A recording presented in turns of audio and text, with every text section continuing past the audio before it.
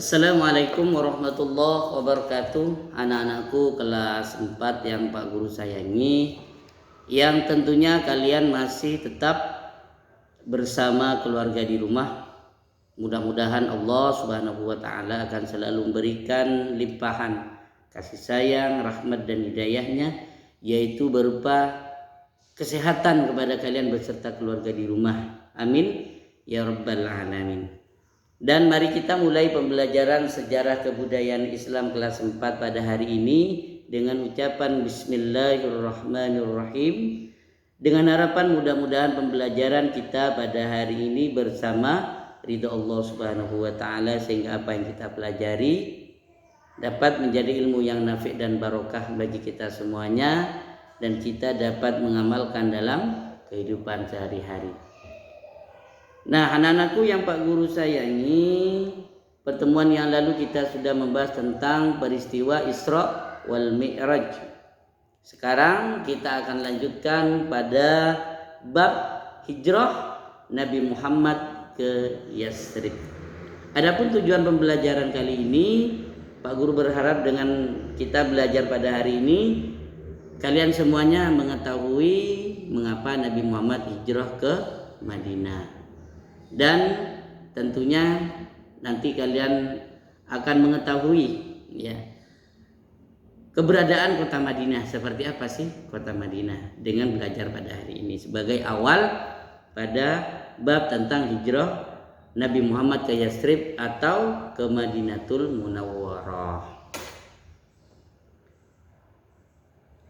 Nah, anak-anakku yang Pak Guru sayangi, di kelas 4 kita sudah mulai belajar, yaitu di semester 1, tentang dakwah baginda Nabi Muhammad. Ketika beliau berumur 40 tahun, beliau sering berkhalwat di Gua Hira atau bertafakur di Gua Hira, sehingga turun ayat tepatnya pada malam tanggal 17 Ramadan, turun ayat yang pertama, yaitu surat Al-Alaq, Iqra bismi rabbikal ladzi khalaq. Nah, dengan turunnya ayat itu berarti ini menunjukkan bahwa baginda kanjeng Nabi Muhammad telah diangkat menjadi Rasul.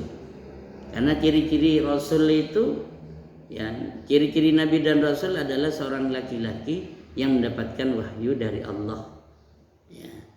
Jadi dengan adanya firman Allah yang telah diturunkan kepada baginda Nabi Muhammad melalui malaikat Jibril, ini menunjukkan bahwa Nabi Muhammad telah diangkat menjadi Nabi dan Rasul. Kemudian tidak lama kemudian turunlah ayat yang kedua, yaitu Al-Mudassir, sehingga Nabi Muhammad di dalam surat Al-Mudassir itu ditunjukkan atau dibuktikan bahwa baginda kanjeng Nabi Muhammad diperintahkan oleh Allah untuk berdakwah secara sembunyi-sembunyi. Siapa yang didakwah secara sembunyi-sembunyi di situ? Yaitu keluarga, istri, kemudian sepupunya bernama Ali bin Abi Thalib, dan juga sahabat-sahabat dekat. Sahabat-sahabat dekat beliau diantaranya juga termasuk Abu Bakar. Sehingga orang yang masuk Islam pada waktu itu dikenal dengan As-Sabiqunal Awwalun. Nah, setelah turun ayat yang kedua Al-Mudassir itu, turun ayat Al-Hijr ayat 94, di situ fasda, kemudian bima tu'mar, kemudian baginda Nabi diperintahkan oleh Allah untuk berdakwah secara terang-terangan. Nah, ketika baginda Nabi diperintahkan dakwah terang-terangan itulah sehingga mulai permasalahan terjadi. Padahal pada awalnya baginda kanjeng Nabi Muhammad tidak pernah ada masalah dengan masyarakat orang kafir Quraisy, tidak ada masalah. Beliau bahkan mendapatkan gelar Al-Amin dari masyarakat, dari tokoh kafir Quraisy itu mendapatkan gelar Al-Amin. Memang dipuji benar baginda Nabi Muhammad. Tapi ketika beliau membawa ajaran agama baru menurut mereka, yaitu ajaran Islam, sehingga baginda Nabi Muhammad mendapatkan hambatan, tantangan. Banyak yang memusuhi karena menganggap agama yang baru itu tidak sesuai dengan agama nenek moyangnya. Ini yang menjadi awal permasalahan. Sehingga orang kafir Quraisy dengan tegasnya mengganggu dakwah baginda kanjeng Nabi Muhammad.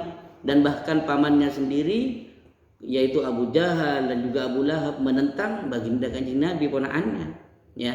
Kemudian karena desakan oleh orang kafir Quraisy dan sebagainya, siksaan dan sebagainya, sehingga baginda Kanjeng Nabi Muhammad memerintahkan kepada sahabat, ya, menganjurkan kepada sahabat untuk hijrah ke Absaniyah, ya, ke Absaniyah, sehingga para sahabat hijrah ke Absaniyah, ya, hijrah ke Absaniyah itu bahkan sampai terjadi 2 kali.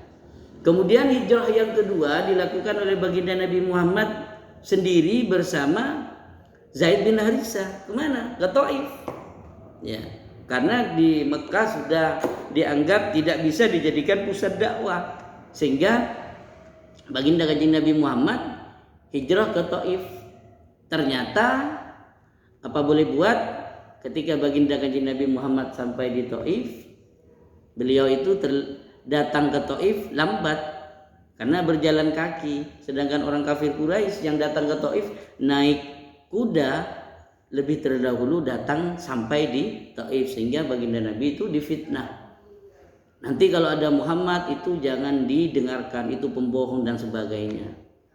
Sehingga ketika baginda Nabi Muhammad sampai di Taif, beliau itu disambut dengan cacian, cemoohan, pukulan dan bahkan lemparan batu, sehingga baginda Nabi Muhammad berlumuran darah karena ulah orang Taif itu sendiri. Akan tetapi balasan baginda Nabi Muhammad tidak membalas sedikit pun, ya, walaupun dimarahi, dicaci maki, dicemooh, dilempari batu sampai luka, tidak membalas. Bahkan beliau itu mendoakan, yaitu mendoakan kepada Allah mudah-mudahan orang Taif diampuni dosa-dosanya. Yang kedua, mudah-mudahan orang Taif diberi petunjuk, diberikan jalan yang baik, disadarkan.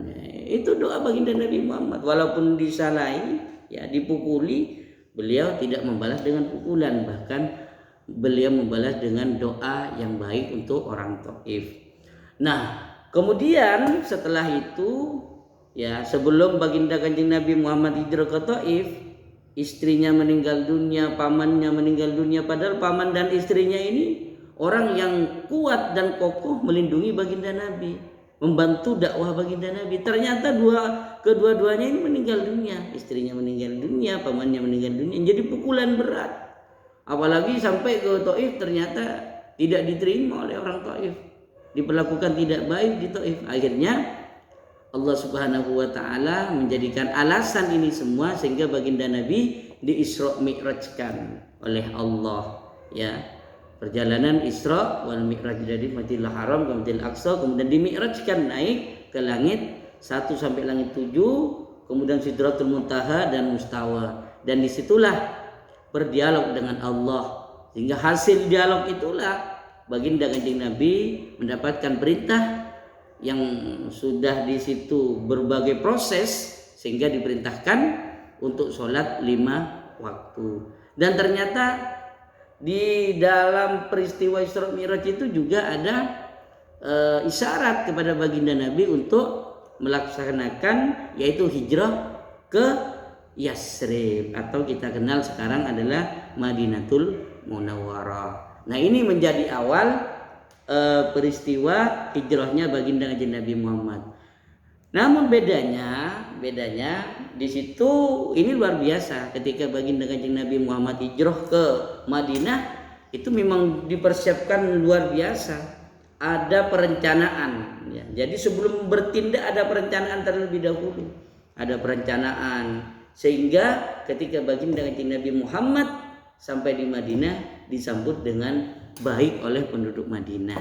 Ini sejarah awal kenapa Nabi Muhammad hijrah ke Madinah. Padahal itu sebelumnya sudah melakukan hijrah beberapa kali yang dilakukan baginda Nabi, tidak berhasil. Alhamdulillah dengan hijrah ke Madinah ini menjadi awal sejarah berkembangnya Islam, yaitu di Madinah.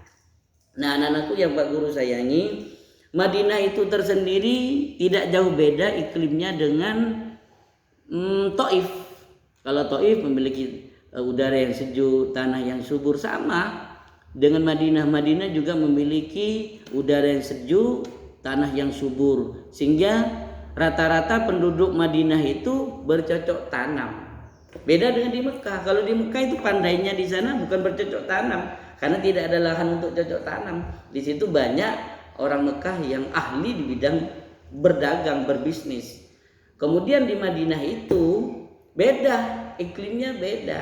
Ternyata di Madinah itu memiliki tanah yang subur, udara yang sejuk, sehingga di sana itu banyak penduduk Madinah yang ahli di bidang bercocok tanam. Mungkin kalau ilmu bisnisnya, ilmu berdagangnya kalah dengan orang Mekah, akan tetapi di situ memiliki keahlian untuk bercocok tanam karena cocok. Ya, jadi oleh Allah diberikan keistimewaan, Madinah yang diberi keistimewaan oleh Allah, yaitu diberi tanah yang subur, udara yang sejuk, sehingga bisa bercocok tanam.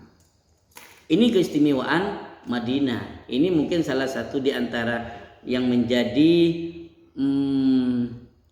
alasan bagi Allah memerintahkan kepada baginda Nabi untuk hijrah ke Madinah. Dan Madinah itu pada waktu itu sebelum baginda Nabi hijrah ke Madinah, Madinah itu sudah dikuasai atau didiami oleh orang-orang Yahudi terlebih dahulu. Dan bahkan orang-orang Yahudi itu sudah menguasai di bidang ekonomi, di bidang politik, ya semua, bahkan di bidang pertanian, bercocok tanam pun, perdagangan pun di sana dikuasai oleh orang Yahudi. Jadi sebelum baginda Nabi Muhammad sampai di Madinah, jadi Madinah itu menjadi kekuasaan orang Yahudi, sehingga di sana itu didiami oleh 3 suku besar, yaitu Yahudi yang mendiami Yasrib. Mereka adalah Bani Qainukah dan Bani Nadir, dan juga dari Bani Quraisyah, ya.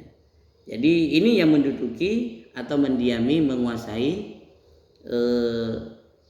yang namanya Yasrib. Jadi ini yang bisa Pak Guru sampaikan menjadi awal tentang sejarah mengapa baginda Kanjeng Nabi Muhammad diperintahkan oleh Allah hijrah ke Yasrib. Jadi sebelum Madinah itu namanya Yasrib. Jadi Madinah itu merupakan nama setelah baginda Kanjeng Nabi berhasil menguasai Madinah, yang Madinah menjadi tentram, maka dirubahlah Yasrib itu menjadi Madinatul Munawwarah, artinya kota yang terang benderang. Tidak ada lagi peperangan, saling menunjukkan kekuasaan, kekuatan. Setelah baginda Kanjeng Nabi Muhammad berhasil menjadi pemimpin di Madinah. Nah, ini yang dapat Pak Guru sampaikan. Jadi sebelum Pak Guru akhiri, dapat Pak Guru simpulkan bahwa baginda Kanjeng Nabi Muhammad hijrah ke Madinah itu atas perintah Allah Subhanahu wa taala ketika beliau baginda Kanjeng Nabi Muhammad Isra Mi'raj. Jadi ketika Isra Mi'raj, baginda Kanjeng Nabi bukan hanya mendapatkan perintah salat, akan tetapi di situ ada isyarat juga kepada baginda Nabi untuk hijrah ke Madinah. Nah, itulah sejarah awal kita belajar tentang hijrah baginda Nabi Muhammad ke Yasrib. Mungkin ini saja yang dapat Pak Guru sampaikan. Minggu depan kita akan bahas tentang keberadaan orang Yahudi di situ, bagaimana sehingga menguasai